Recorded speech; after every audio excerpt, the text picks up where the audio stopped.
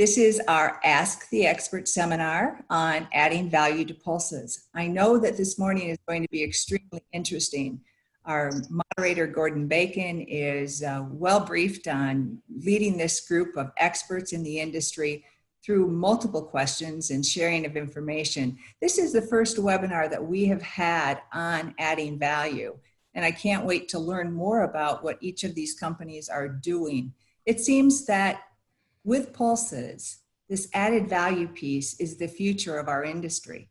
We've changed from just being a direct consumer product to being a product that can be used as an ingredient in many different areas. GPC is proud to offer this webinar this morning. We have it open to many people today. Our non-members have been invited in. And if you find this webinar of interest, we would ask that you join GPC and take part in the rest of our webinars as we go forward throughout the year. So Gordon, I'll hand it off to you. All right, thank you very much, Cindy, and good morning to all of my friends in North America. Good afternoon to people joining us from Europe, and good evening to parts of Asia. You know, it's my honor to moderate a panel of pulse experts from the equipment business, the processing business, the food business, and I'm pleased to have my colleague Julianne Curran from Pulse Canada join me on this panel. My role today will be to introduce all of our panelists, and then I'll come back to each of our panelists and have them give us a more thorough introduction of themselves and their company or association, so we can learn more about their story and understand what drives their passion for pulses. So all of you watching and listening can use the question and answer function on Zoom to ask any of the panelists a question at any time. We're going to come to those questions after all the presentations. And if you like a question that someone else has asked, you can indicate that, and that will move the question up the list. And we'll try to make sure that we get to at least all of the priority questions before we wrap this panel up. So I'm going to start with a brief introduction to all of our panelists. Some of these are people and from companies that I've known for a long time, and some of the people and companies are new to me. So I'm looking forward to hearing a little bit more from all of our panelists. I'm going to start with Alexandra. Alexandra Londoño is the global head of Bühler's Pulse and Local Grains business segment. Alexandra has extensive experience in the market, in market research, strategic development, marketing, and project management, with experience both at the business to business and business to consumer level. Alexandra is currently leading the Bühler team in the development of innovative technology applications to extract the full protein potential of pulses as an ingredient and to contribute to sustainability and food security on a global basis. So welcome, Alexandra. The next panelist I want to introduce is Vishal Vijay, representing Agrocorp, and which, as many of you on this call will know, is a global agri-commodity trader based in Singapore. Agrocorp has a significant pulse program and ships 1 million to 1.5 million tons of processed pulses originating from countries like Canada, Australia, Ukraine, Myanmar, and many others, and has customers around the world. So with all of Agrocorp's global operations, today we really want to focus on one segment of that business, their value-added operation in Canada with a dry protein fractionation plant, and their food lab in Singapore to work on formulations for interesting food products that use pulses as a core ingredient. So welcome, Vishal. I'd now like to introduce Abhishek Sinha, and Abhishek is the co-founder and CEO of GoodDot, the leading plant-based meat company in India. The ethical benefits of a plant-based lifestyle are the major driving force behind GoodDot's activities, and with their focus on taste, price, and shelf life of its products at room temperature, GoodDot has a unique and distinct approach to Main Street meat alternatives in India and across the globe. So welcome, Abhishek. I'd now like to introduce Derrick Quandt. Derrick has supported Banza's rapid brand growth with a robust and flexible supply chain. Banza has evolved from an idea that was hatched in their CEO's kitchen, and the company was launched in 2014 and is now the fastest selling pasta brand in the US grocery chain Whole Foods and in other major players in the US, including Target. So using chickpeas as a primary ingredient, as the primary ingredient, as well as pea protein, Banza aims to reinvent traditional comfort foods to be more nutritious. And we'll hear more from Derrick, but in Derrick's past, he's also dabbled in software development, fitness instruction, and for some reason, Ironman racing. Derrick will get into that, so welcome. It's also my pleasure to introduce to you Sarah Wallace. Sarah is the co-founder and CEO of the snack food company called The Good Bean, a company well known in our office, Sarah. And Sarah's inspiration from the products produced by her company came from the good food she knew as a child growing up in India. Sarah is a veteran marketer in the natural products industry, where she's worked with companies such as Cliff Bar, Kashi, Think Thin, and Pop Chips. And Sarah is a self-proclaimed food geek. This is the first company that Sarah co-founded, and she is especially proud of it still being an independent and 100% woman-owned company. And finally, I'd like to introduce my colleague for the last 15 years. Julianne Curran has worked at Pulse Canada and is now the Vice President of Market Development. She has a PhD in human nutrition, and has, in her current role as Vice President of Market Innovation, Julianne leads the development and implementation of strategies to diversify markets for the Canadian pulse industry. And Julianne also leads many of our collaborations with the pulse industry around the world in areas related to health, nutrition, processing, and utilization of pulses. So that's our expert panel. And I want to come back and start with you, Alexandra. I'd like to turn the podium over to you so you can tell us a little more about yourself and your work at Bühler. So Alexandra, over to you. Thank you very much, Gordon. I'm very happy to be here joining this very interesting discussion. I'm going to share my screen with you because I have some slides to show. Okay, here we go. So yes, my name is Alexandra. I'm currently in Switzerland. I'm located at the headquarters of Bühler. And I'm working at Bühler since almost 6 years, going through several positions. And since this year, I'm having the great privilege to be leading the segment of pulses and local grains, as Gordon said. And before I start, I want to share why pulses are my passion. This is really a hot topic. It's a beautiful topic, as it is above all contributing to a sustainable way of feeding the people. You know, we have this challenge of how to feed the 10 billion people by 2050.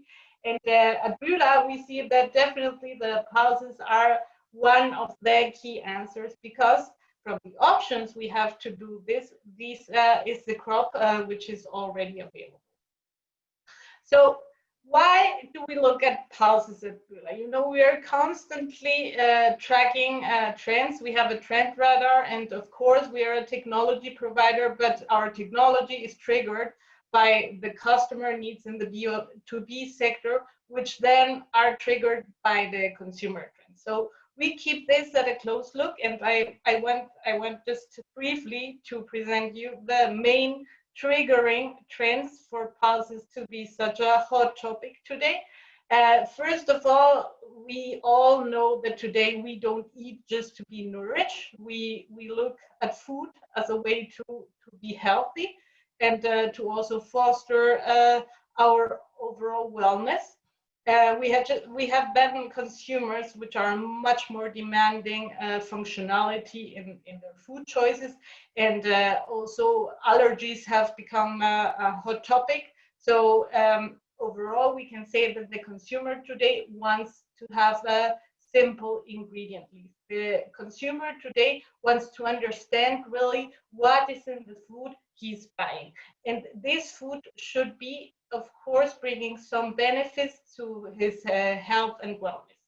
On top of that, we see a big trend already very established in North America and also in Europe, but this is going to be spread all around the world.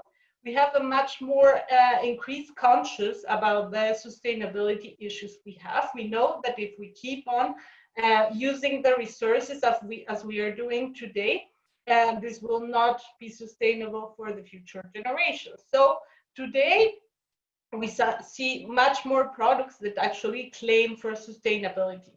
And actually the younger consumers are really being able to pay a higher price for foods which claim some ethical aspect.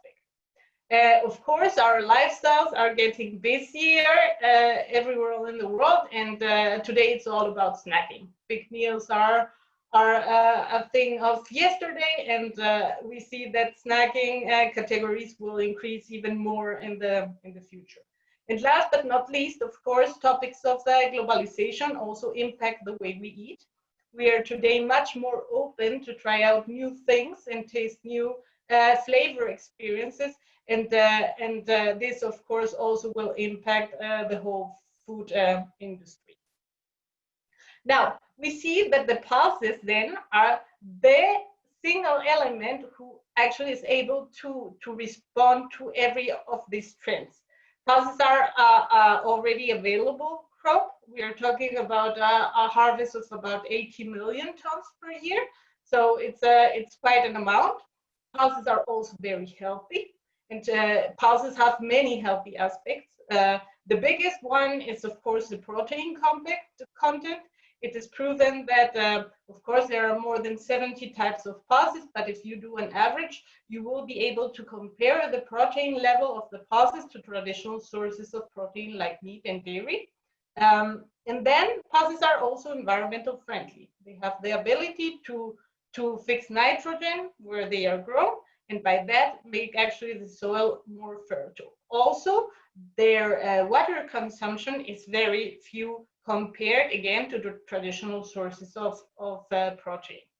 And now, let's say 20 years ago, we still would put then a question mark, because this beautiful picture, which actually is very colorful, then shows the pulses as they were consumed for decades. Of course, delicious, but considering that to make a dish out of this type of pulses, you would need 2 to 3 hours to cook them, and also remember to soak them overnight. This is not making pulses very, very convenient. And of course, as I said, we have consumers who actually look for snacks, for ready-to-go options. So this would have been a barrier in the past, but now, as Gordon mentioned, we are all talking about a huge industry which is coming when it comes to making the pulses into ingredients. And this is the pulses ingredient market, namely pulses flours. And this market of pulses flours is today about 15 million tons, but we see that this market is meant to duplicate in the next 5 years. And this chart is very helpful to understand the options that you have when you enter into this world of processing pulses into ingredients. So you have 3 options. Of course, again, every time you have to do a cleaning and a dehulling. This is standard. This is has been for many decades in the past. But then, if you want to then convert the pulses into ingredients, you have the first option to do a normal grinding. And with these pulses flours, you already have the benefit of being able to do products in the health and wellness categories of biscuits and snacks, and also pasta and baked goods, where you could claim that actually mixed with wheat or with corn, you already have a higher amount of fiber and protein. Then the second option is doing a process of protein concentration, which actually allows you to reach protein levels of about 55 to 60%, in which such ingredients you're already being able to cover all the above categories, but also going already into the plant-based meat markets, which are really hot. And then last but not least are the protein isolates. This is a wet process. And with that, you have the highest value ingredient, where actually is concentrated to do plant-based meat and plant-based beverages. Now, at Bühler, we are concentrated to cover the whole dry processing, being able to offer from the intake through cleaning, dehulling, and also further processing into flours or even concentrates with the help of third-party suppliers, and of course all the fields of value addition in bakery, in snacks, in pasta. So the possibilities are really huge, and it's a very interesting market. We see huge market call. Everyone wants to play there, and still the playground is relatively new. So this is why at Bühler we also have been concentrating our efforts to offer pilot plants, our food application centers, where our customers are able to come and test possible business cases around pulses at the smallest pilot scale capacity. And then based on that, we support them to elaborate on these business cases and then scale it up to their needs. This picture shows our new facility at Bühler, Minneapolis. We are very proud. This was officially launched last week during our Go Days. And there we are really going to be concentrating the whole knowledge around pulses and proteins. So this is really something very cool. Just to show you a few examples, of course, the plant-based meat industry is the fastest growing one. And I just want to say that with the technology we have today, you're really able to do completely near to chicken or near to beef products. And in blind test, consumers actually don't test that this is plant-based. So it's super exciting. But also interesting developments we have been trying with mixes of pulses ingredients are in the savory snacks, for example, crackers, as a healthy option for children to the ones with just wheat or corn. It's a way to improve the health benefits. And this is also some interesting example in the wafer fields. You know, in the past, wafers were always associated with sweet, much sugar, but actually we have had very good results implementing chickpea flours, for example, to do these wafers, who then are very crunchy, delicious, and it's an optimal snack for the go and ready to go, convenient, and also healthy.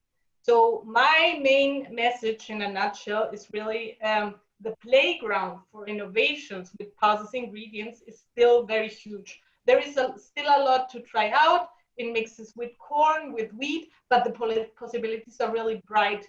It's all possible, and this makes the topic very exciting. So yes, with that, I would like to hand over back to Gordon, and I thank you very much for your attention. Fantastic, Alexandra. I loved your phrase, the playground for innovation is open in pulses. Fantastic. And I think it makes sense now maybe to go to Vishal. Vishal, you really have done 2 of 3 of what Alexandra has talked about in terms of milling into flour and then also extracting protein. So why don't you tell us a little bit more about Agrocorp's journey beyond being a commodity trader and taking a look at that food ingredient market and the opportunities that your company sees, as well as your investment in facilities in Singapore. I'm going to turn it over to you now, Vishal. I forgot to unmute myself. Thanks, Gordon. Thanks, GPC, for inviting me to be on this panel. We hardly consider ourselves to be experts. You know, pulse processing is a very nascent phase. We've just started our journey, and we're excited to see where it takes us. Agrocorp as a company was started 30 years ago by my father, and you know, the company was really started to move pulses out of Myanmar into India, and you know, we were doing very, very small volumes back then, and you know, we were doing pulses before it became, you know, a hot area to be in. But pulses have, you know, the other day I was watching a documentary about, you know, the history of pulses in a country like Turkey. And pulses, you know, have been part of their consumption, part of their staple for thousands of years, just as it has been in India. And, you know, pulse processing also, you know, started, you know, that long ago, because, you know, they harvested the product and then they made something that they could consume out of it. And so, you know, we're building off of something that is, all of us are building off of something that is many millennia old, and we're trying to leverage off of knowledge that is passed on from that period of time as well. For ourselves, we really started as a commodity trader, and we still that still is the major part of our business.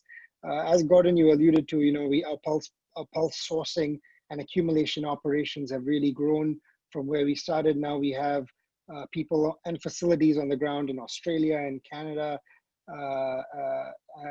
and in Russia, Ukraine to source and Myanmar to source product and really send it into the consumption centers of the world. When Agrocorp started, pulses were mainly going into India, but now you can see that there's so many new consumption centers opening up. China has become a major market that we never thought could consume the kind of volume that it does right now. And we're seeing new markets open up all the time. Just the other day, we sold Canadian lentils into Korea for the first time, and we never, I didn't think that was even possible until we did it. I mean, our journey in pulse processing is something that's a natural progression for us. I mean, we, as we talk to our consumers, to our customers, as we find out more about markets, we find out, what the end consumer is looking for. We realize, there's a role that we can play to add more value to the product that we're delivering, and that's how, we started getting into value-added processing. And Gordon, you alluded to the protein plant that we have in Canada, but that's not the only pulse value-added processing we do. We have a chana dal plant in Australia that produces retail-grade product. In India, we actually process and package pulses into a retail product as well, and we just launched our brand there a couple of months ago into the Indian market called Sansa. And in Canada, we started our protein processing about a year ago. Obviously, for a commodity trader, it's a completely new space. We decided to take the plunge when we saw, the amount of interest that was being generated in the market. We found a very good partner in the US that we're working with to market our product there. And we built the plant. There were a lot of hiccups along the way. This was, we've never done this kind of value-added processing before, but we built the plant, and now the plant is producing a very nice grade of protein, which is 58 to 60% concentrate that we're selling into the US along with the starch. A lot of people, ask me, what do we do with the starch? Is how starch, is always the bane of, a lot of, the protein processors. But, we found that, we've been able to find a good home for it in the US pet food market, and that's going quite well. We are also exploring, our R&D team is also, our engineering team, sorry, is also exploring setting up a wet processing plant. And we're looking, still in the feasibility stage, and we're hoping to take a decision sometime in the next 6 months on that. I personally, when I look at the protein industry for pulses, I actually prefer the dry product, because that one of the reasons why we're doing this is they're twofold, right? One is for the nutrition angle, which Alexandra alluded to, but I also think there's a very strong sustainability angle here as well. Pulses, when as you grow pulses, there's a nitrogen returning function into the soil. The water consumption is significantly less than a lot of other staple crops that are consumed around the world. And that angle is something that we have to preserve as much as possible. When you're dry fractionating protein from pulses, you consume very little water, very little energy.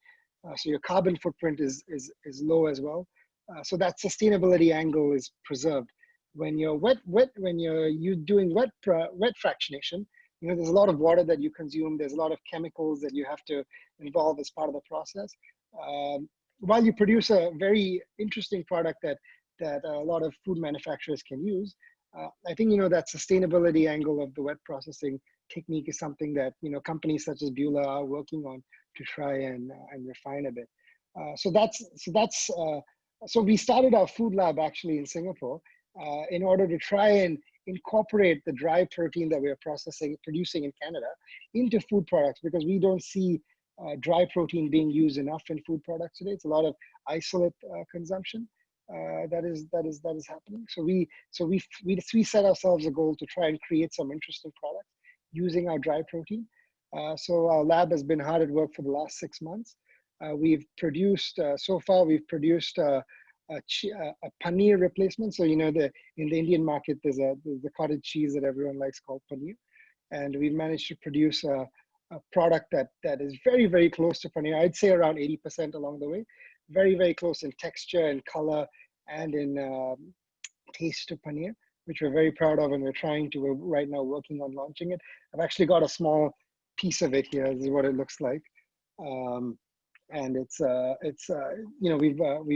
we're very excited about that. Our lab has also been working on an egg replacement that uses the protein concentrate from peas as well. And we think that if you use pea protein concentrate, you're getting a very low cost protein as well, which can make the products that you produce to be very cost competitive to the products that you're trying to be a replacement for. So the eggless egg that we're kind of working on, we feel that it can be very close to being cost competitive to regular cage-free eggs that you'd see in the market. So that's kind of where we are. We're very excited about it. But like I said, it's just the start of the journey. We're keen to see where it takes us. I'm keen to learn from the rest of our panelists on their journey as well, and looking forward to taking your questions. Okay, Vishal, fascinating presentation. We're going to get to those questions a little bit later, but I want to move to Abhishek now. We've always talked about India as a market for pulses as Alexandra pointed out, in the very traditional format, but you're taking a really different approach. And Abhishek, I'm really curious to hear about the GoodDot experience. So why don't you, I'll turn it over to you, Abhishek, and let you take it and tell your story. Yeah, thanks a lot, Gordon. Am I audible? Yeah. All right, great. So basically, it's great to meet all of you on such a wonderful platform. I represent GoodDot. GoodDot is a plant-based meat manufacturing company based out of India. So basically, this is quite an interesting commodity or a product in a very interesting market. As a stereotype, a lot of people believe that India is primarily vegetarian, and so thereby plant-based meat, how much it's gonna sell. So just to bring about a fact to the notice of the audience, that 72% of India, as per last census, are meat eaters, and the rest 28 are vegetarians. So that explains, if you see the global trend towards the replacement of meat by plant-based meat alternatives, we believe that India is the dark horse of this space. India traditionally has been the largest consumer of pulses, and the protein deficiency is quite pronounced in India. And thereby, as Indians are getting more and more affluent, the potential of consumption of meat is increasing by the day. So therein we felt that this is a unique opportunity wherein if we are able to give India a product which tastes like meat, is affordable and convenient, then it can be a major game changer. So that was the basis on which we started, conceptualized, and implemented the formation of the company GoodDot. We formed the company in 2016 after 3 years of product development, and finally in 2017, by end of 2017, we launched our product. Interestingly enough, I like to tell you guys that we targeted a very high-hanging fruit in India. In fact, through our distribution channel, RCM, which is our distribution partner, we went first to the towns and villages of India, where affordability is a major challenge. Educating them about a plant-based meat alternative is even a greater challenge.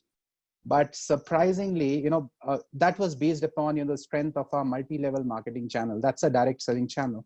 So the reason for selecting that channel was because we had raised our funds, we had set up our facilities, but to create a category pan-India at such a voluminous level requires a lot of money. So to invest in that marketing and brand awareness was, unless you raise hundreds of millions of dollars, it was next to impossible. So the direct selling place wherein these agents, they take the product, they cook the products, they tell the end consumer the benefit of the product, let them taste it. So that was a very interesting channel through which we could explore. And thankfully, God was kind enough, and we received fantastic response at the highest hanging fruit of this segment. And now we are going to the metros and also starting to export for the export market. So the way it turned out was we went to the bottom of the pyramid and we are working towards the top now. And now that validation having taken place at the bottom of the pyramid tells us that this segment in India itself can be a game changer, more so for the pulses industry. Because, as I said, India is the largest consumer of pulses, and on and off, there are some restrictions for trading into, for protecting the agriculturalists, import of pulses. But if we have some, value-added product, there are no restrictions on that. And that can be turned into plant-based meat alternatives, and it can be, or dairy alternatives, and it can be a humongous market. So, we are really, really excited to be in the space. Our strategy has been very, as Gordon mentioned from the very beginning, we are coming from an ethical perspective. There are definitely, positive externalities like environmental benefit and health benefit in plant-based alternative as compared to, animal meat. But, we as a core team, we are driven by the ethical aspects. And for the ethical aspects, we are targeting the volumes rather than margins. So we are benchmarking ourselves. Right now, we are at price parity with meat. In fact, some of our products are cheaper than meat. So that gives us a huge marketplace to play with. So eventually, that's the target. And now we are slowly climbing up the ranks and actually even trying to make our presence felt globally. So I'll be happy to answer any questions which comes along. Thanks a lot. Thanks, Abhishek. That's fascinating. And I'm going to ask you a question when we come back. I learned something from your website. I'm going to ask you a question about that. But first, we're going to go through, we have 3 more panelists we want to cover. And I want to turn now to Derrick. Derrick, you have a very interesting personal story in terms of some of what your previous career was. And I think fascinating to see the success that Banza has with the different shapes of pasta, as well as your mac and cheese, where I note that your cheese is even produced from plant-based source. So Derrick, why don't you pick up the story and tell us a little bit more about Banza?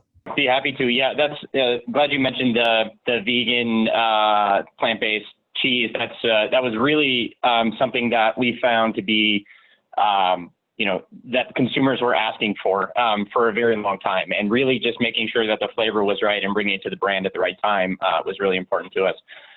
So yeah, happy to talk about Banza actually. So this is our long product. This is our short product. So you can see what we tried to do even from the onset was we wanted to, and this has been mentioned before, but we wanted to bring a convenient way to eat chickpeas, particularly, to the dinner table.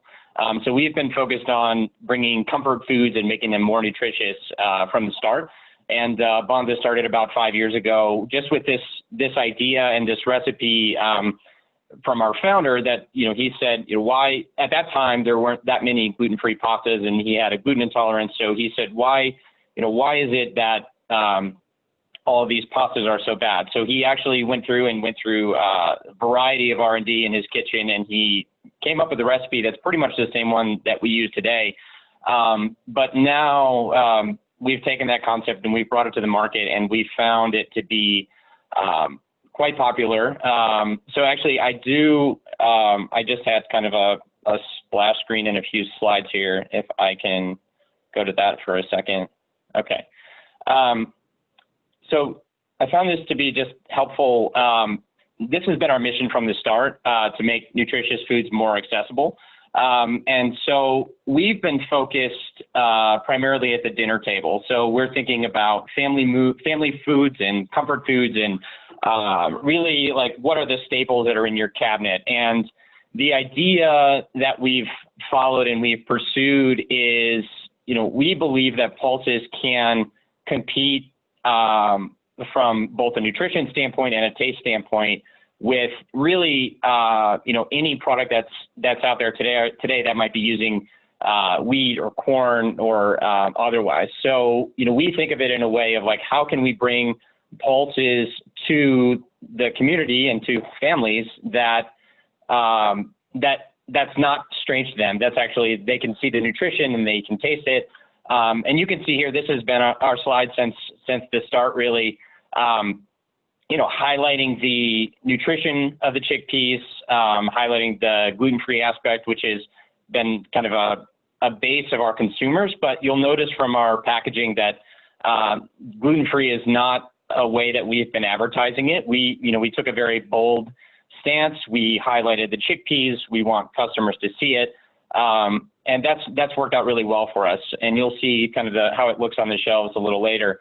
And we have, let's see, when we first started, we had 2 shapes, and then we went to 4 shapes. And now you can see we've really got a lot of pasta shapes covered.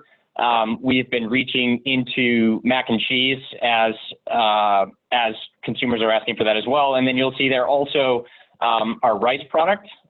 So we're using chickpeas as the primary ingredient to make a rice product, and you can substitute that into a variety of meals that you would be producing with rice. So that was kind of our second step into a different category. It's going very well for us. We recently just released new flavors. And beyond these, we have a few major products in the works that you'll see at least one of them come out later this year. Just kind of exploring how you could take pulses into different categories in the store. So highlighting here, really, we've been consumer driven from the start.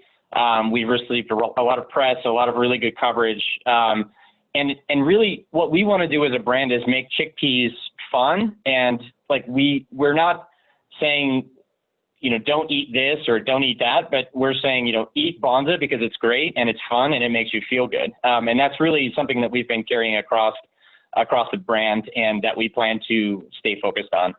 I've highlighted just here, part of the reason why we've been able to expand is we did not start focusing on natural stores and specialty stores. We wanted to be accessible to the most consumers as possible at a price point that is within their range. So, rather than focus on, we've had success in Whole Foods, but also we're even, equally proud that we've had the same, success at Target.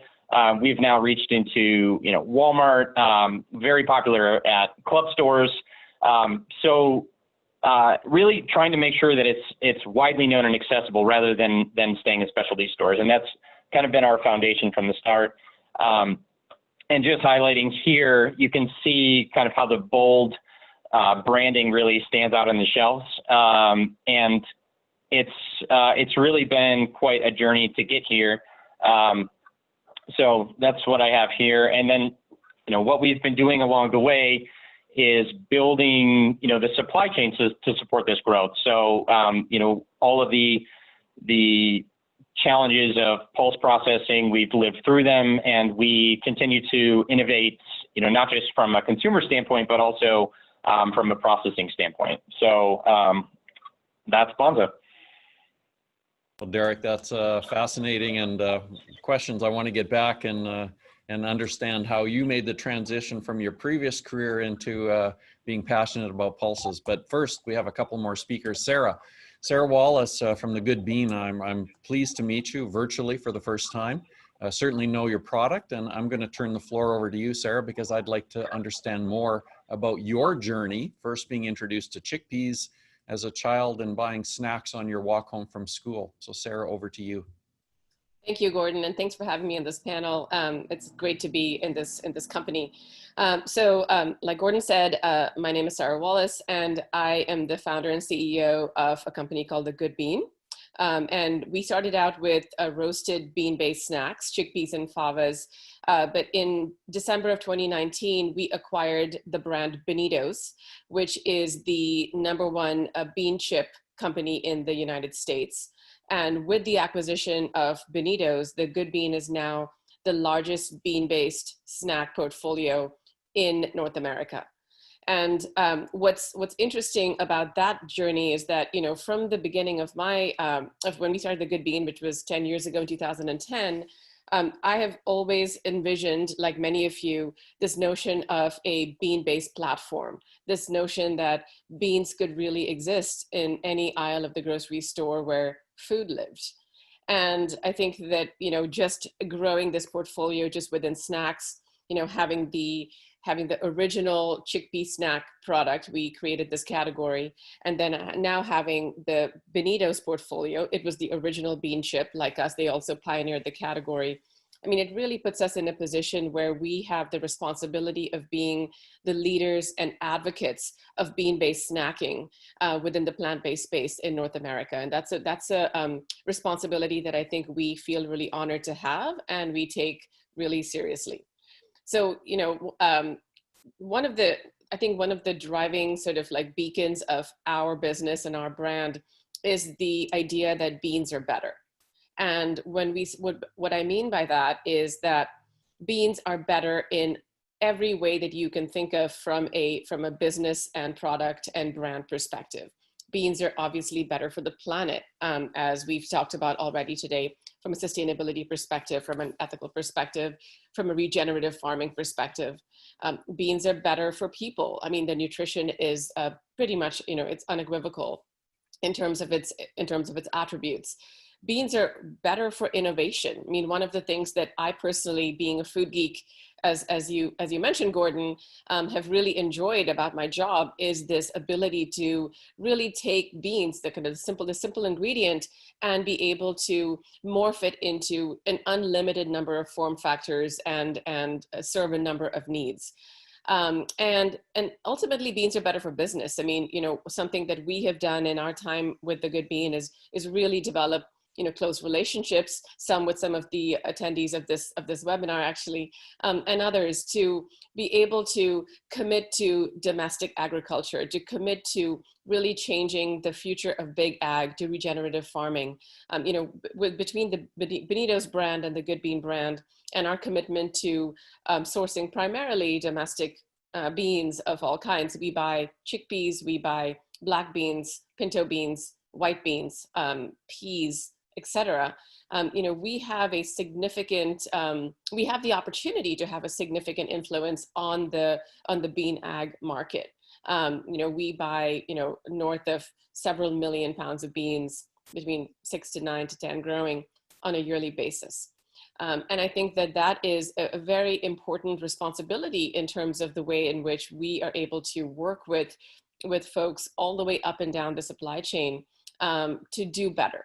And that's really what we believe as beans are better. So just speaking a little bit about the brands, this is I have the Good Bean brand. I opened it earlier. This is the Good Bean chickpea product, sort of our flagship product right here.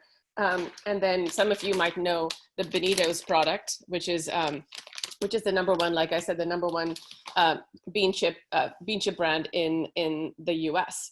And what's really interesting about, and I'm just discovering the Benito's brand since we just acquired it 6 months ago, and it's been quite an interesting time to acquire a company, I must say, than just ahead of a global pandemic. But what's interesting is just thinking about the opportunity that pulse-based snacking has, and the white space that it has in this current marketplace. I mean, for example, the salty snack, the tortilla chip market is about a $9.8 billion market at the moment, and it's growing. Within that, there's about 46% of United States consumers are interested in better for you chips, in chips with better nutrition. So if you think about the runway and the opportunity here for a bean-based product that has better nutrition within a mainstream salty snack space, this is a massive opportunity. And we're really fortunate to be able to take a brand that's already established, that's already a leader, and then to be able to continue to grow it with an understanding of what innovations come forth. These are just our products right now, but we have a pretty robust innovation pipeline, many of which will now be launched in 2021. That we're planning to be launched in 2020, of course, but it's really interesting to see, and for us to really think through how we grow the salty snack space, from kind of our existing dry snacks into adjacencies that go within this ecosystem. Talking a little bit, Gordon, to your point and answering your question about my journey with beans, like you mentioned, I grew up in Bombay, in Mumbai, and I grew up eating roasted chickpeas every day after school. There was this guy outside my school in South Mumbai, and he had this little sort of charcoal brazier with chickpeas that he would roast right in front of you. And you would get this little paper cone, and I would take it to my school bus as like a little snack on the way home. And I'm a marketer by trade. And when I was doing a lot of work for some big companies, big food companies here in the United States, I started to hear this notion of plant-based foods, plant protein. And of course I knew about snacking. That's my whole career, is developing snack foods. And this was, 10 years ago, and I put two and two together and I said, nobody is making, at the time, believe it or not, considering how crowded it is, nobody was making chickpea and bean-based snacks at all. And so I went back to India and, had like toured all the cottage industry, little factories in northern India to understand how the food was made traditionally, and then literally came back to the United States and talked co-manufacturers into retrofitting their lines to adapt to our types of foods. And of course, things have evolved greatly in the past decade in terms of bean snack technology and the manufacturing applications of bean-based foods in like with Banza, of course, but also in the snack space. And what Benitos has done on a parallel and concurrent path is they invented bean chips at the same time that we invented chickpea snacks. And actually we have now a patented process by which we make our Benitos tortilla chips, by which we actually use whole beans to make tortilla chips. And it's a really interesting technology. It's one that we're proud to have a patent for, because it just shows you the kind of innovation that can happen in real time to answer marketplace needs, to be able to bypass, any sort of like challenges that we have in the market around ingredients, and just have adaptive innovation that meets our needs. I mean, at the moment, there's some, issues in the supply chain around grits and so on. And we're able to bypass that completely because we have a patented process that allows us to not have to use grits, which are very expensive at the moment. So I think that, one of the things that we as value-added suppliers, really take seriously, I think, and that's true, I think, of Banza as well, is, we have the responsibility to drive innovation. I mean, we are the ones in the marketplace. We have the pulse, no pun intended, of the consumer. And I think it's up to us to be able to take that read and then to be able to adapt our processes, our new product ideas, our branding and manufacturing to address those needs. And I think that the more we are able to bring back that intelligence to this community, the more we're able to drive forth, innovation at any level, whether it's in farming, it's in ethics, it's in traceability, it's in manufacturing, it's in product form factors, the more this industry as a whole thrives and grows. And so I think it's really a very symbiotic process that we all, are committed to working together on. Well, thank you very much, Sarah. And I think all of our 5 business panelists have shared this passion and then talked about this opportunity. So I want to turn now to Dr. Julianne Curran, who I said in my introduction has just had her 15th anniversary here at Pulse Canada. And perhaps some of you will remember 15 years ago, I think in the first couple of weeks of work, we sent Julianne Curran to South Africa as part of a Beans for Health Alliance event that was going on there. Julianne, we've heard from 5 speakers who are all in the competitive business world. We're here as Global Pulse Confederation, and you and I are here as Pulse Canada. And so some of these opportunities for growth in the business sector also have a link back to us in the pre-competitive sphere. So I'm going to turn it over to you, Julianne, and have you tell us some of the things that you and your team are working on and some of the collaborations that are going to help fuel this growth of interest in pulses. Julianne? Great, thanks, Gordon. Hi, everyone. Greetings from Winnipeg, Manitoba, Canada.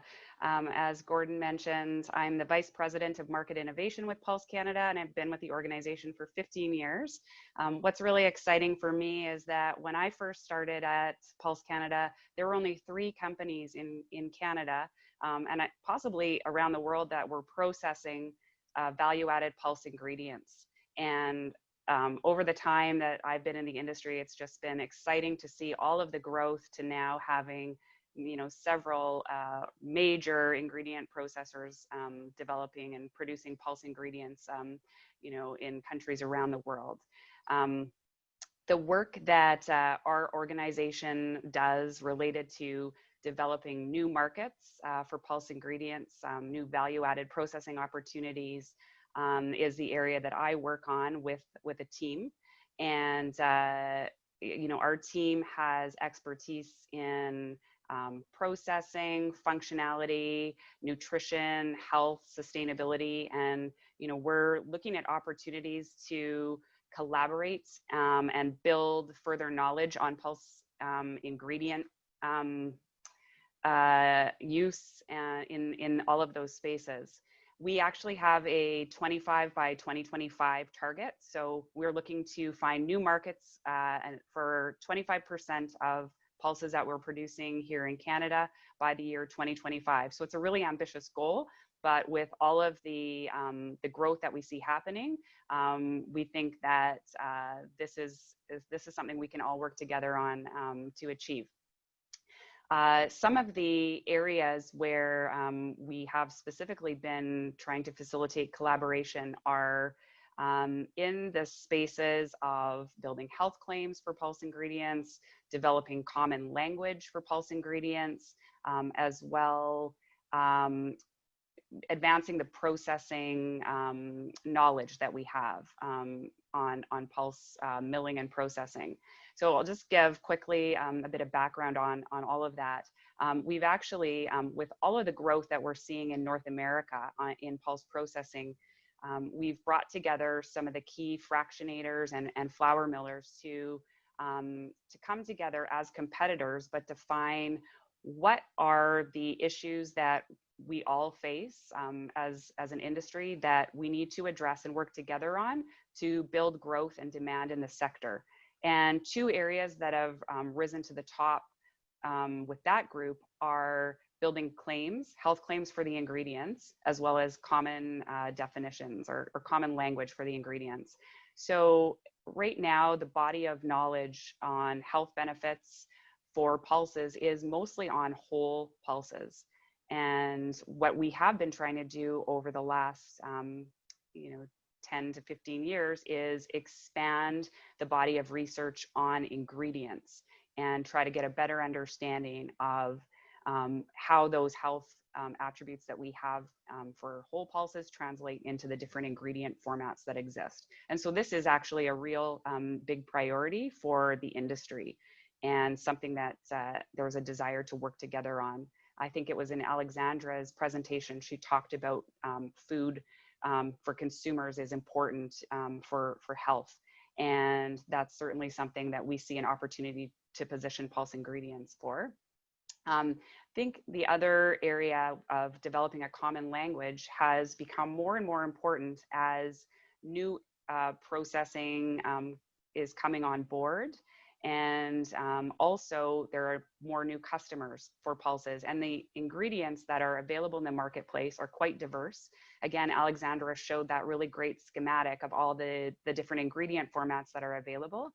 And they all use potentially some different processing techniques, conditions, which produce some variability in ingredients. So coming together to define common categories of ingredients and a common language for how we're going to describe the ingredients and their quality attributes is being recognized now as something that will grow the sector and help it expand and make it easier for customers of the processing industry to navigate.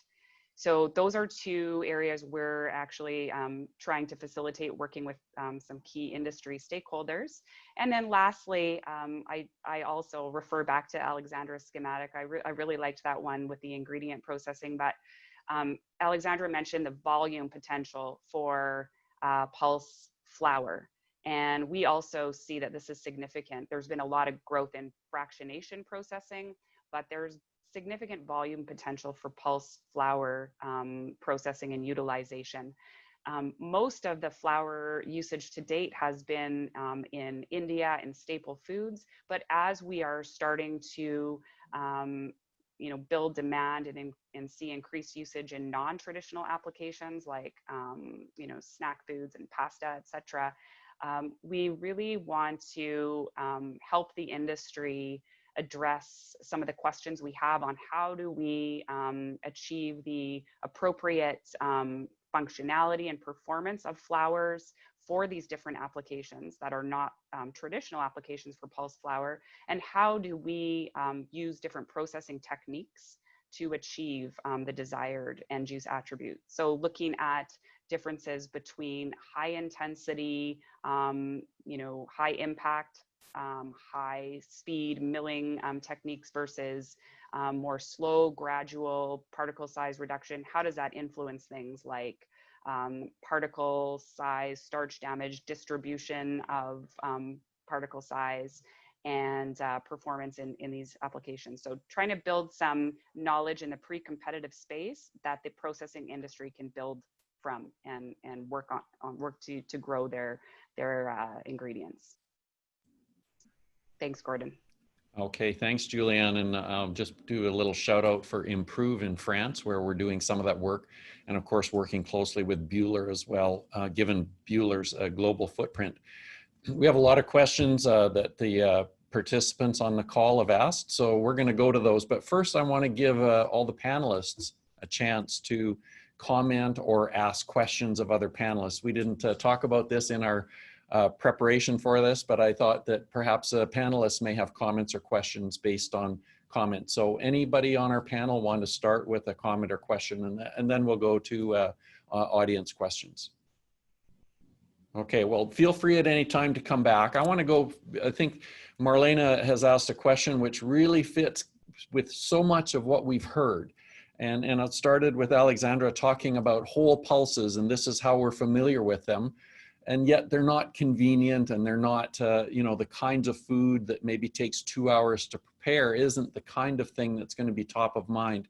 So Marlena's question is, how do we make sure or further the idea that processed pulse components are manufactured into healthy foods, and we avoid that carrying of the negative connotation of a processed or highly processed food?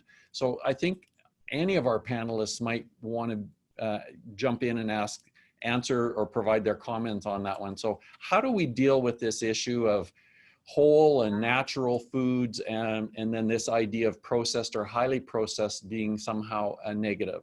Who wants to start? I could start in that, Gordon. I think that from a snack food perspective, and certainly it's easier for us because we have products, we have a portfolio of products that are actually relatively unprocessed. So that is a helpful narrative. But so much of that is about the narrative of how we tell the story of what is in the bag that you are consuming or in the box that you're consuming. And one of the things that I've found very interesting about shepherding this company forward for the past decade in this country is that whether many people in this country, and it's changing, but people don't actually have a good understanding of what beans even are, how to cook them, what to do with them. I mean, a can is probably the closest that most Americans have come to beans on average. And so, for us, the way that we approach this is to really take it back to the origin story, if you will. And so what we talk about is, this is what this product looks like on the farm. This is what we grow. Then we soak it and we slow roast it into this product you see on in your bag. When we talk about more processed things, we'd say simple, we have simple messages like we grind this into a flour and then we form it into XYZ. I think that so much of communication and education has to do with simplifying the message and making it accessible. Accessibility is probably the biggest gateway to adoption. And so, taking out the notion of processing and taking out the notion that you have to communicate that this was made in a factory at scale, I think is critical to the communication of and taking out the stigma of processing from any kind of value added or processed food. So it's really about taking the processed word and setting it aside and saying, if you didn't use that word, how would you tell the story of how this food is made? And that's sort of I think for us, a guiding principle of how we communicate processing is by not talking about processing. Thank you, Sarah. Abhishek and Derrick, I'd like to hear your views as well, because in your presentations, you talked about how you work to position products in front of your consumers.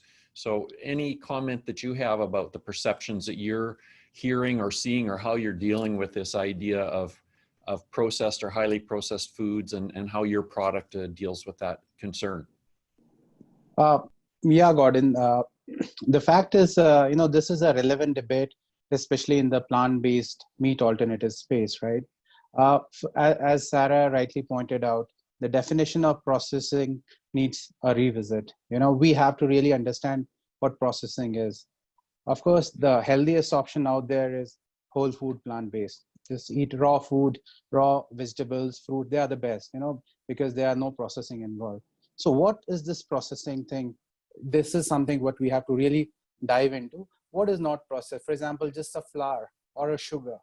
Everything is processed because it adds convenience. It adds shelf life to the product.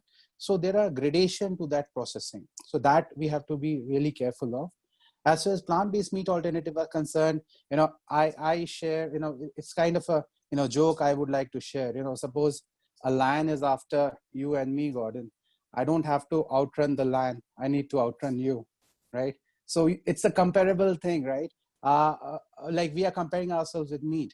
So, there are, red meat is considered as, carcinogen by WHO, right? So you are betting against that, infusion of, hormones, antibiotics. So even though it is just a single ingredient product, a chicken or a beef, but it is not as simple as it sounds. Same way, these products, we have to understand that they are plant-based ingredients which have been used since decades, if not more, without any, bad effects. So it's just an amalgamation of those ingredients which have always been there. So thereby, we feel that we are healthier than, the plant-based alternatives are healthier than other products, meat per se. But yeah, they are processed, but they are not bad. In fact, they are much more healthy. Derrick, how about a comment from you? Any concerns in the positioning of your products regarding this processed or highly processed label concern? So that, I think our approach has been kind of like how Sarah mentioned. A lot of consumers have never really been exposed to beans before of any kind. Maybe in the case of hummus, that really broke through. But other than that, like we're approaching customers where they are with food that they're familiar with and introducing them to chickpeas and pulses from that way. But we know that our consumers, at least specifically young millennials, have really a keen interest in the ingredient labels and fewer ingredients. So like our goal is to make the products that they want better by using pulses and also by using as few ingredients as possible. So, and as processing methods improve, meaning like what can we do physically with chickpeas and beans through like upstream methods, we would drop additional ingredients along the way. So, we're trying to get to as close as, chickpeas or, whatever pulse may be used as possible, and replacing what's traditionally on the market with these options. Great, thank you. Well, we've got a lot of questions here, so I'm going to move on. And maybe Vishal and Alexandra, this next question is for you. And Vishal, you mentioned in your presentation that everyone asks you, what do you do with the starch? So the question really was addressed to Alexandra, but I'm going to maybe get a comment from both of you, is that, Alexandra, the question is, are there some innovations regarding starch and to increase the market demand? And Vishal, also interested in your comment to deal with one of these challenges, given that the protein is roughly 25% and starch is closer to 50%. So we do have a starch to use when we start deconstructing pulses. But Alexandra, why don't we start? The question was addressed to you. Any innovations on the starch side? So thank you very much, Gordon. Indeed, there is this not taboo. You know, we have the starch, and actually the starch of the pulses compared to traditional starches such as potato and wheat and corn is much more expensive. But on the other hand, we are trying right now to prove that pulses starches are indeed a valuable ingredient because of their performance and their attributes in bakery goods, for example. We have been doing tests, you know, when we combine these starches in toast bread, and at the end, it's all about the proportion, you know. We cannot expect to have then 100% starch spread, which actually then tastes delicious and it's acceptable for the consumer. But if we really manage to have the right balance, you know, and this is what I would like to highlight again, that the playground for innovation is still very big, then we will have a delicious product which is acceptable for consumer, and that with using this starch, it actually is able to claim health benefits which could be not claimed using traditional starches. And by that, it's a value, more value, and then it justifies the fact that the starches of the pulses are higher. Also in the wheat biscuits and in the wafers, starches have an application. And again, at the end, you have the benefit of claiming, of putting health claims. So it's compensating, yeah.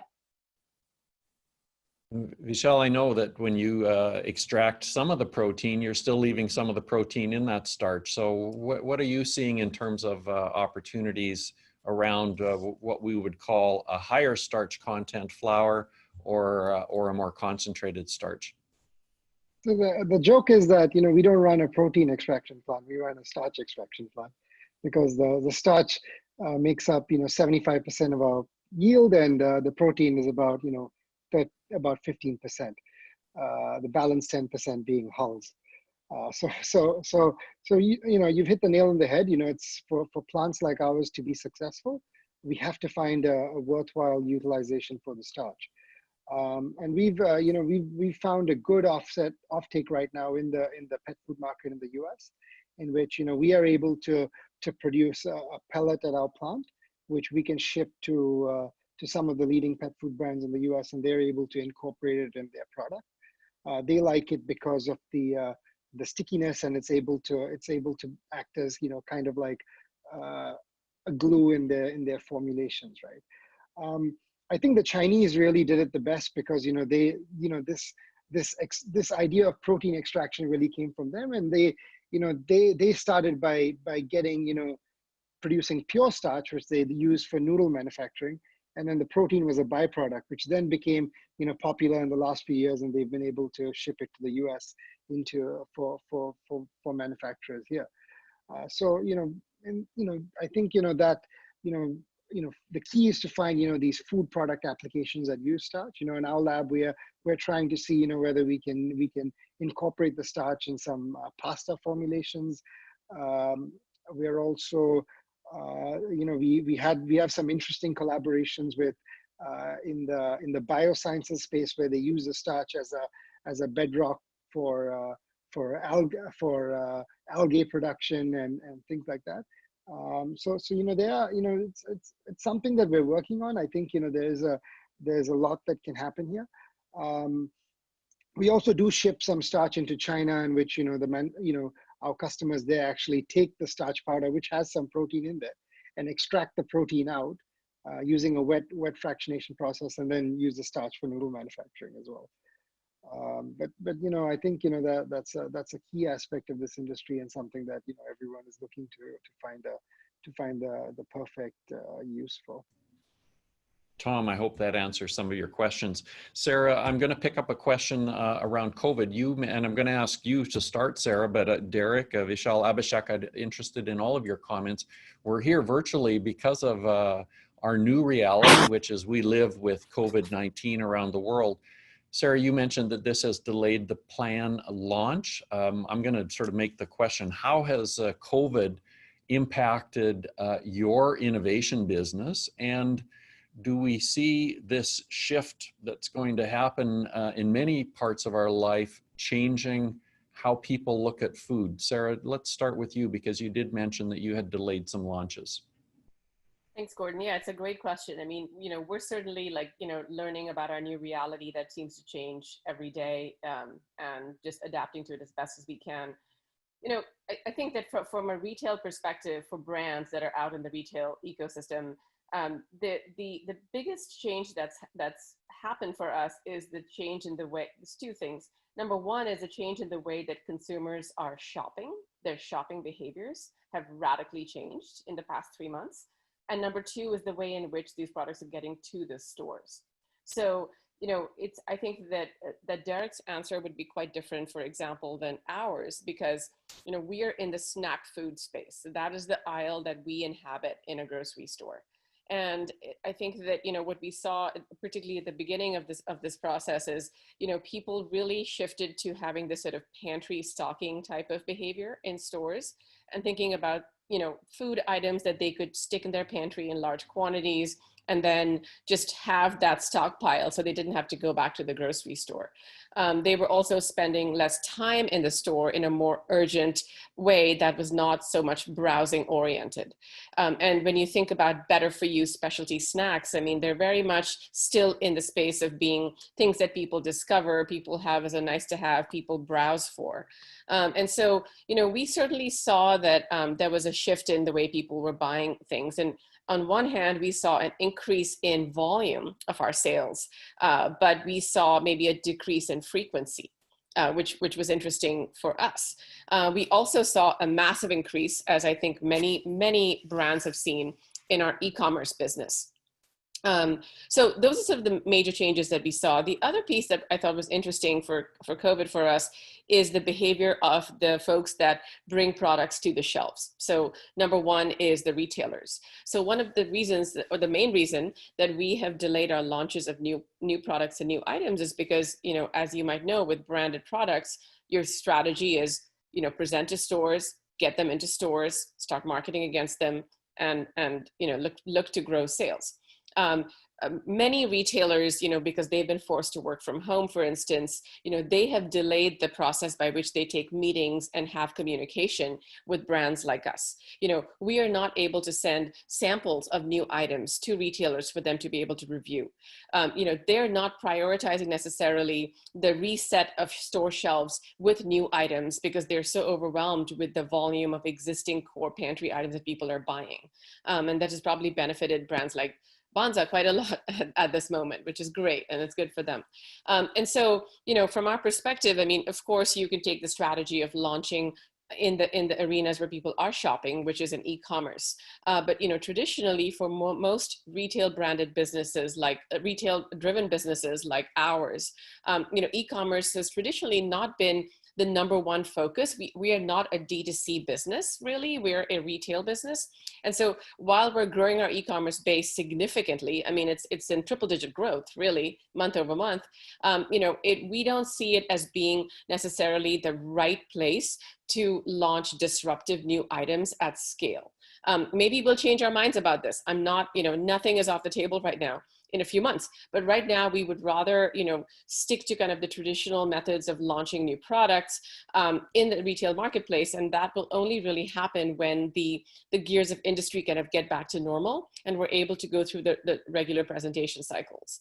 So that's a big part of what, why we've decided to move our launches into a more normalized marketplace. The other thing I think, and this is just a hypothesis on my end, is that, again, because of consumer buying behaviors and because of people's just general mindset, people are not necessarily that open right now to discovering a brand new item they've never seen before and going, oh yeah, I'll try this and maybe it'll be great.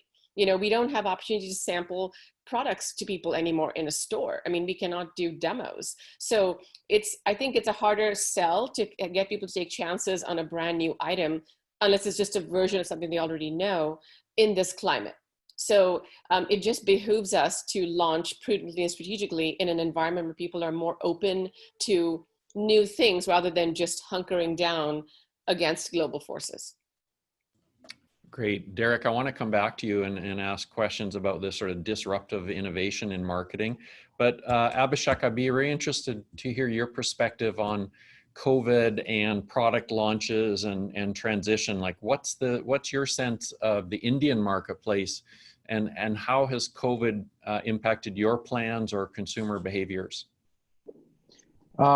Yeah, Gordon, actually, the COVID, I think, has brought in new, compulsions in the mind of an average consumer. To begin with, we, of course, for the first 7-8 days, the entire India was locked down. We had a lockdown of 2.5 months. But us being in essential food, essential services category, we started production after initial 7 days of closure. We were expecting, we were rather clueless as to how it will pan out. Our own experience showed us that, surprisingly, as a pleasant surprise, our sales number doubled. In fact, we have done the highest numbers till date in the COVID months. And while we, carried out some focus group studies as to the consumers who have been, new consumers who joined us, it was more so because, there was still a perception that the coronavirus originated in the wet markets, right, of Wuhan. So, most of, meat which is sold in India is normally in small wet market places. It's not as organized as in the Western market. So there was major apprehension about the hygiene of meat products. And incidentally, a bird flu outbreak also coincided with, coronavirus in India. Of course, that has gone by, now things have normalized. But for 1.5 months, it was a bloodbath for the poultry industry in India. So, there was a vacuum which was created because of our, shelf stability. People could stock up in larger volumes, affordability, and being plant-based. These three aspects just favored us, and we saw an increase in adoption of our products. And our distribution partner has got 1 million sales agents. So we carried out, Zoom classes and training. They were continuously traveling. For the first time, they were stationed in their own homes. So that also helped us, organize cooking shows, giving more, awareness about our products.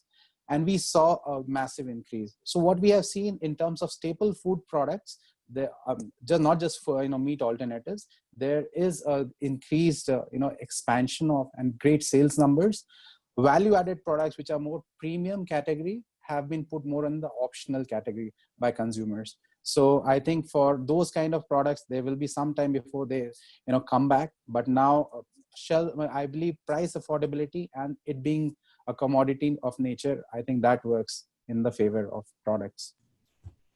Derrick, thank you, Abhishek. Derrick, I want to come to you. I have to admit that mac and cheese was one of my go-to food products when the initial panic of COVID and scarcity of food concerns were abundant. How has COVID affected your business? And maybe go beyond and say, how is this linked to plant-based cheese playing in? Is there any link that you see related to consumers' interests in food now as we are living with COVID? So I would say from our side, we are still waiting for the dust to settle. Since March and April, as it was mentioned, pasta, it was a huge spike from consumer buying. But also we've seen due to restaurants closing, people are eating home cooked meals a little bit more as well. So it's kind of both the pantry stocking and also the usage going up. So we've seen, obviously that demand has played well for us. And like Sarah mentioned, the retailers are also, completely disrupted in terms of their normal operations. I think that this actually relates back to the processing, because what we've seen is that the flexibility of our supply chain partners and our limited processing, as it's known, we were able to. And we also run our own factory. So we have a factory in Los Angeles that we run. So we were able to increase capacity extremely quickly due to the simplicity of our supply chain.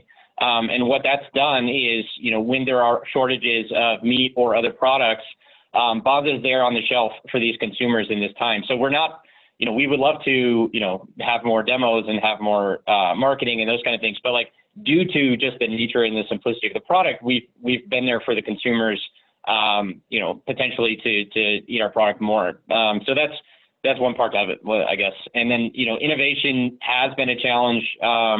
You know, our team we were based in New York City. We've been dispersed, you know, to mostly home offices since then. So, you know, it's really been a coordination challenge, but, you know, we've settled into it, and we're figuring it out. Okay, we're running towards the end of our time. I've just picked up a couple of questions that I want to ask, and Lex has asked an interesting question about lima beans and cowpeas. I'm going to rephrase it a little bit and say, you know, we've talked a lot about chickpeas, we've talked about yellow peas, we've talked about beans, but the term pulses, you know, covers dozens of crop, cowpea, lima bean just being a couple of the other ones. So a general to all panelists, how do you make the choice about what pulse you're going to look to include in some of the food innovation that you're looking at? Because in pulses, we have a lot of crops grown in a lot of regions of the world. So what drives your choice of pulse crop for food innovation? If Gordon, I may start from the point of view of the technology provider. I mean, I think it's vital to just see the crops that are in the surrounding, you know, what is the raw material there. And I can say that, of course, in technology terms, there are pulses types which are easier to handle than others. This is true. But today, the technology we have is actually capable in the right configuration to handle all types of pulses. So from the point of Bühler, we say that actually you could potentially do everything, but it makes sense to, of course, get it locally what you have then in the country where you're aiming to produce. Yeah, and I think that's a really good point. And one thing that perhaps value, the cost of the raw ingredients, going to be an issue. But the one thing about processing is that we are shifting how consumers look at a product from size, shape, and color to now, if grinding is the first step of processing, some of those traditional indicators of quality go by the wayside. So with that, any other from the food processor side, what's guided your choice and focus? Derrick, most of your products are made with chickpeas. Do you see your company looking at other pulses down the road? So we have looked extensively at other pulses, and as I mentioned, we control our production facility, so we're able to run a tremendous amount of R&D. We released a rice product that was a tricolor rice that had green pea and red lentil as to provide the color of the other shapes. Generally, we find that chickpeas are both from a flavor and color perspective, typically more approachable for consumers, especially in the areas that we play. So we have and we can produce from other pulses, but as a brand, we're primarily going to stay focused on chickpeas. Sarah, comment from you? Sorry about that. Just getting my unmute done. Yeah, so as I mentioned, you know, with Bonitos in our portfolio and the Good Bean, I mean, we started with chickpeas with the Good Bean, but we actually moved over to fava beans and green peas. So we already had multiple beans we were working with. And then with Bonitos, we have a portfolio of red beans, pinto beans, black beans, and navy beans. And we're also moving into peas. So, you know, I mean, the Good Bean is the name of our company for a reason. And so, you know, we certainly have a sort of a pretty inclusive view of all beans in the bean family. And really, you know, from our perspective, it really comes down to balancing between, you know, ensuring that our products are accessible, and we're focusing on, you know, what is the most sellable, the most popular, the most accessible, the easiest to make, and the best tasting. But with that said, I mean, we do see ourselves as being a driver of innovation in this space. So we're always looking to see how we can continue to look farther beyond what we have in our immediate horizon, to bring more nutrition, you know, more taste, more innovation to the space. and are very curious about it. I mean, one bean that we've been curious about for a long time that we haven't done anything with, but we're curious about is the Lupini bean, for example. So, always looking for new things, but continuing to build out and really flesh out the portfolio of pretty varied beans we already have and we're already working with. Great. There's a lot of great questions, but I'm going to end with one question because I think it characterizes the interest that you as panelists have created. And the question was related to recommended reading sources for information. And I'm going to take that to mean that it's industry outlook related to the food side. We have some tremendous analysts, some who have joined us on this call to look at the commodity side of the business.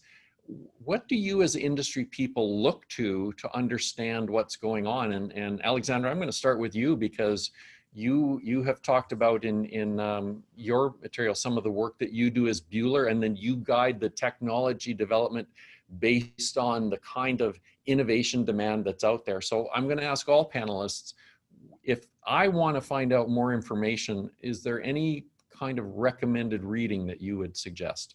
Where do you get your information? Okay, I start. We of course have our technology experts and all this knowledge. I mean, the cleaning and the dehulling, this has been for decades.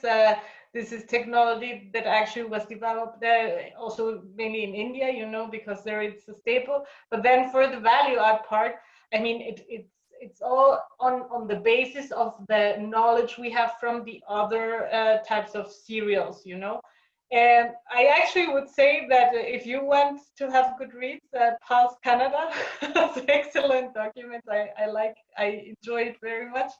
And yes, that would be from the side of the technology. But I mean, trends. And so if you read at any trend report today, they will be mentioning plant-based food and pulses. And this is excellent for all of us that are participating here in this webinar, because actually the environment is quite positive.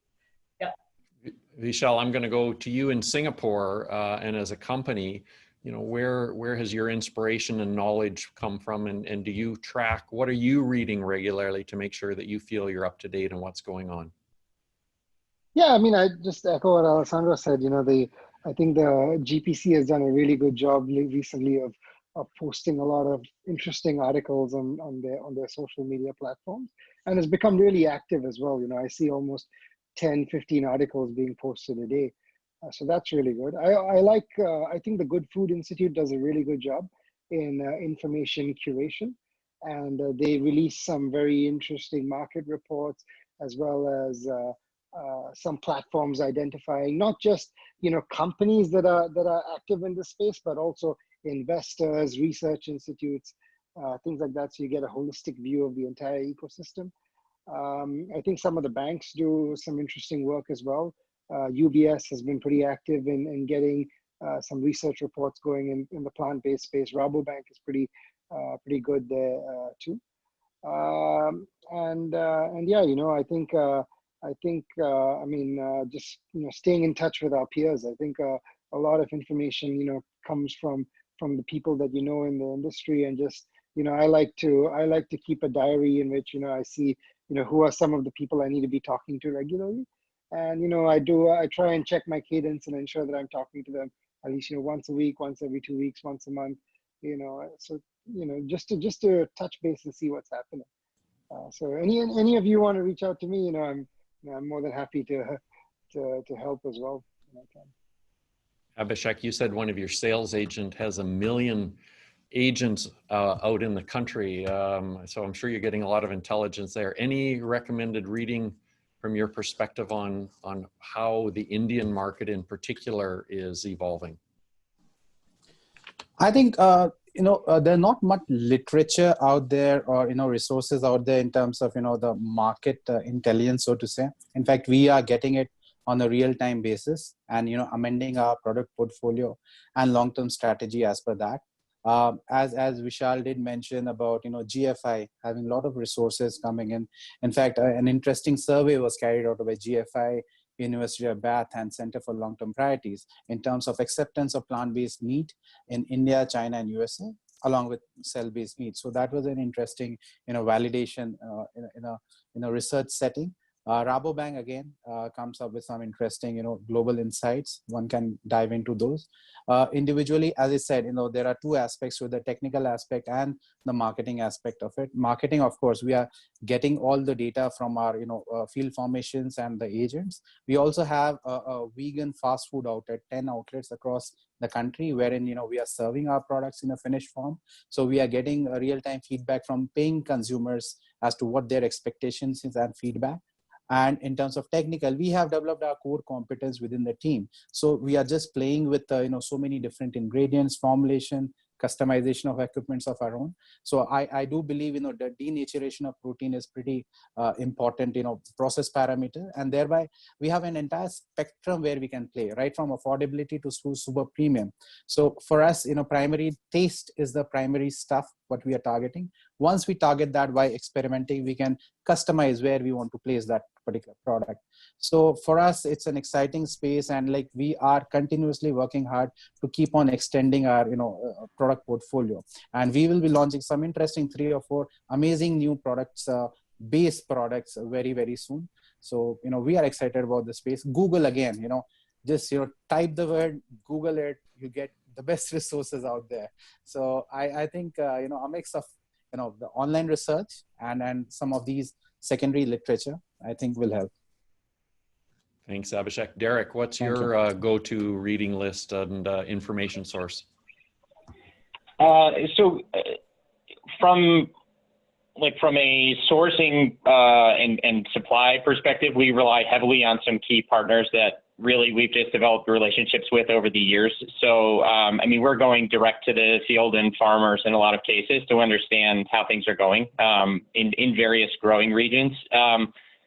Just from a product standpoint and from a business standpoint, from the start, we've had an insight and analytics team that's really analyzed the market data and really nailed down our target consumer. And we also have what we call an innovation squad, which is a few hundred people that are very involved with our product development. So we try to get in the consumer homes as much as possible. So I don't have any real listed items, but that's just kind of a highlight of how we operate. Sarah, how about you? Your rich background, Cliff Bar, Kashi, and of course your own company and brands. What do you do to keep on top of the changing marketplace? Yeah, so certainly, to Derrick's point, we have, I'm really, I'm so grateful to have the kind of supplier partnerships that we have, some of whom are actually in the audience today. So that's nice to see them here. And I've just learned so much about the bean market, and just going back to the growers and aggregators. Really learned a lot about the dynamics of this processing. And I'm not a food scientist. I pretend to play one. And so I've just learned a lot about processing from ingredient suppliers, from growers, and then also going to universities and schools and speaking to the researchers there. That's been a huge source of information for us. And really, to the point that Abhishek made, Google has been my friend through many a formulation challenge and many a supply chain challenge over the years. And I probably will continue to use that as my primary source of information. Thanks, Sarah. Julianne, I'm going to leave the last word to you on this question, but I'm going to give you a 2-part question. One is, where do you go for information? And the second one is, how do you provide information to our panelists and everyone else? Okay, so we actually subscribe to a couple of databases that we go to a lot for information, and they're databases related to trade, as well as ingredients utilization and new product launches. And so we try to mine data specific to pulse ingredients and aggregate it, summarize that, and make that available for industry stakeholders to give them those insights. And we utilize them ourselves as well to guide our work. And we also commission reports from time to time to kind of hone in on certain opportunities and dive a bit deeper. And, we like to share that information as well to help grow the industry. So that's in terms of market insights, information, but also with respect to research. One of the things we've heard a lot from industry is that it's a bit of a challenge and time-consuming exercise to dive into the research on a particular topic and summarize it. And so that is something we have tried to do for industry on various topics that we are hearing of common interest. And so that's something that over the years we've developed and published different review papers on different topics. In terms of getting this information out, that's actually something that we are even more committed now to doing, using digital marketing and outreach technologies that are available now and becoming so much more popular to share this information more broadly with stakeholders. And so working to improve our website to make this information more accessible, but also hosting webinars on different topics is something that we've been doing as well. We have one coming up on protein quality and making claims on products, for example. And so I think there's another one also on sustainability and how incorporating pulse ingredients into products actually improves the sustainability impact as well as nutrition. So that's something that we are hoping to do even more of, so the information gets out more broadly. Okay, thanks, Julianne.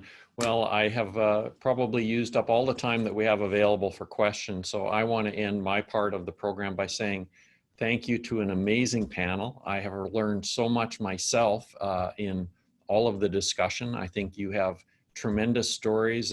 Your passion is clear, and I hope that everyone has appreciated your time and presentations here today as much as I have. So thank you to all the panelists. It's been fascinating. And Cindy, I'm going to turn this program back to you in the Global Pulse Confederation President's Office.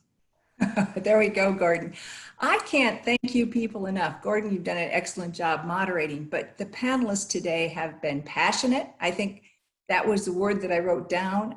Innovative, putting pulses in every aisle of the grocery store, creating products that are delicious, nutritious, and help us in these times when we need more comfort. Dare I say, pulses are the future of food? That's what we are all about. And I think this panel has been exemplary in what the information that's been put across. So thank you for joining us.